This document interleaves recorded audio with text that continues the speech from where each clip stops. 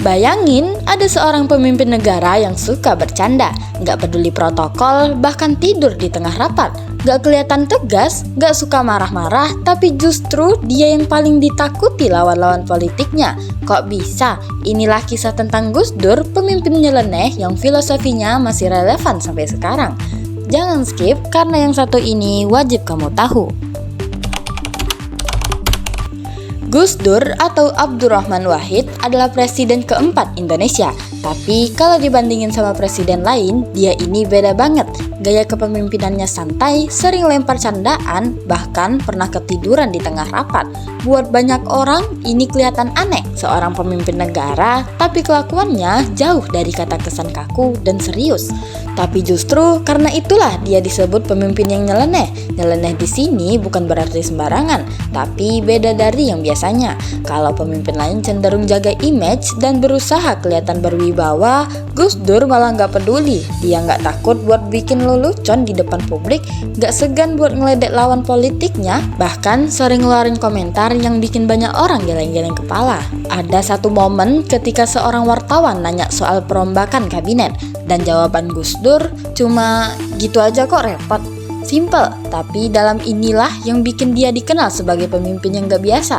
Dan meskipun kelihatan santai, di balik itu semua dia punya visi besar dan keberanian luar biasa buat ngambil keputusan yang gak populer. Kalau kita ngomongin pemimpin, biasanya yang kebayang itu orang yang tegas, disiplin, dan serius. Harus kelihatan berwibawa, gak boleh bercanda, tapi faktanya pemimpin yang santai justru bisa lebih kuat. Kok bisa? Simple, karena pemimpin yang santai biasanya lebih tenang dalam menghadapi tekanan. Mereka gak gampang kebawa emosi, dan justru itu yang bikin mereka lebih sulit diprovokasi. Gus Dur adalah contoh terbaiknya. Waktu banyak orang menyerangnya, dia gak membalas dengan kemarahan. Dia malah ngeledek balik dengan humor. Ini bukan sekedar bercanda, tapi strategi. Dengan bersikap santai, dia bikin lawan-lawannya frustasi sendiri. Dan kalau kita lihat sejarah, banyak pemimpin otoriter yang jatuh justru karena mereka terlalu kaku. Mereka gampang panik kalau ada krisis, gampang marah kalau dikritik. Sementara pemimpin kayak Gus Dur yang terlihat santai justru bisa mengambil keputusan besar tanpa terbebani tekanan. Makanya jangan anggap remeh pemimpin yang santai. Kadang mereka yang paling tenang justru yang paling berbahaya bagi lawan-lawan politiknya. Buat Gus Dur, politik itu bukan sekedar rebutan kekuasaan, bukan soal siapa yang paling kuat, paling kaya, atau paling banyak dukungan.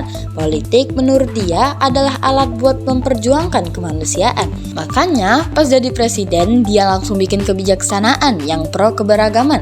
Dia cabut larangan budaya Tionghoa, ngebolehin Imlek dirayakan lagi secara terbuka, bahkan dia juga membela kelompok-kelompok minoritas yang selama ini ditekan.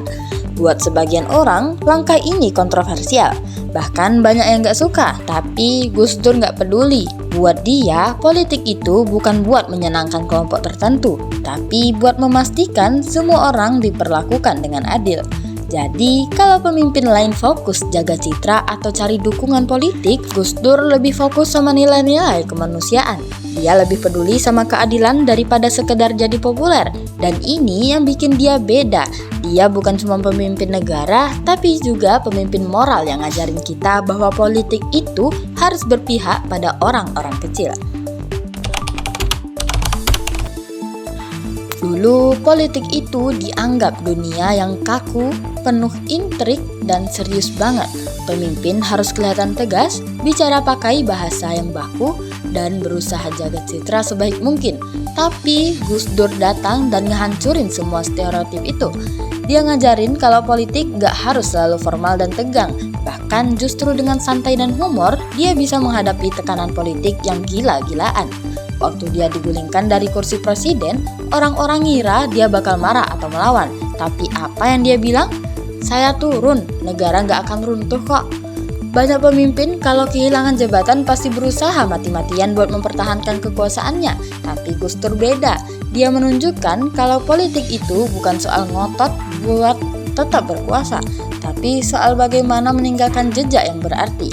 Makanya meskipun gak lama jadi presiden, dia tetap dihormati sampai sekarang. Dia ngajarin kita kalau kekuatan pemimpin itu bukan cuma dari jabatan, tapi dari pemikiran dan prinsip yang dia pegang. Jadi, dari Gus Dur kita bisa belajar satu hal penting. Pemimpin yang baik itu bukan yang paling tegas atau paling galak, tapi yang paling paham esensi dari kepemimpinan itu sendiri. Santai bukan berarti lemah, justru pemimpin yang bisa tetap tenang di tengah badai politik adalah pemimpin yang paling sulit dijatuhkan. Gus Dur nunjukin kalau politik itu bukan cuma soal rebut kekuasaan, tapi soal kemanusiaan. Dia berani ambil keputusan yang gak populer demi membela hak-hak semua orang. Bahkan ketika itu bikin dia kehilangan dukungan, ini yang bikin dia beda. Sampai sekarang, banyak orang masih bertanya-tanya, gimana jadinya kalau Gus Dur masih ada di zaman sekarang? Apakah dia bakal tetap nyeleneh? Apakah dia bakal menghadapi politik dengan cara yang sama? Nah, menurut kalian, kalau Gus Dur masih hidup hari ini, dia bakal ngomong apa soal politik zaman sekarang? Meski Gus Dur udah gak ada, pemikiran dan nilai-nilainya masih hidup sampai sekarang. Cara dia memandang politik dengan santai tapi penuh makna. Keberaniannya membela minoritas dan prinsipnya bahwa politik harus berpihak pada kemanusiaan itu semua masih relevan, bahkan di zaman sekarang. Coba lihat dunia politik hari ini, masih banyak pemimpin yang sibuk membangun citra, tapi lupa sama inti dari kepemimpinan itu sendiri. Gus Dur ngajarin kita kalau pemimpin yang baik bukan yang paling sering muncul di media, tapi yang paling berani mengambil keputusan buat kepentingan orang banyak, walaupun gak populer. Dan kalau kita lihat sekarang, justru kita makin butuh pemimpin dengan pola pikir kayak Gus Dur. Pemimpinan yang gak takut beda, yang lebih fokus ke keadilan daripada citra, yang bisa tetap santai di tengah politik yang penuh drama.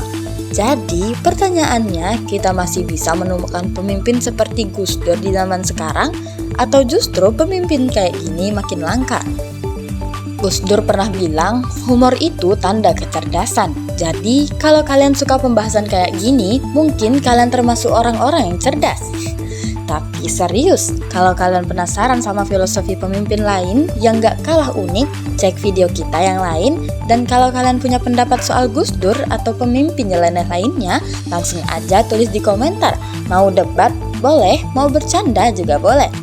Jangan lupa like, biar algoritma YouTube gak salah paham sama konten berkualitas kayak gini. Subscribe juga biar kalian gak ketinggalan bahasan menarik lainnya. Sampai jumpa di video selanjutnya, dan ingat, gitu aja kok repot.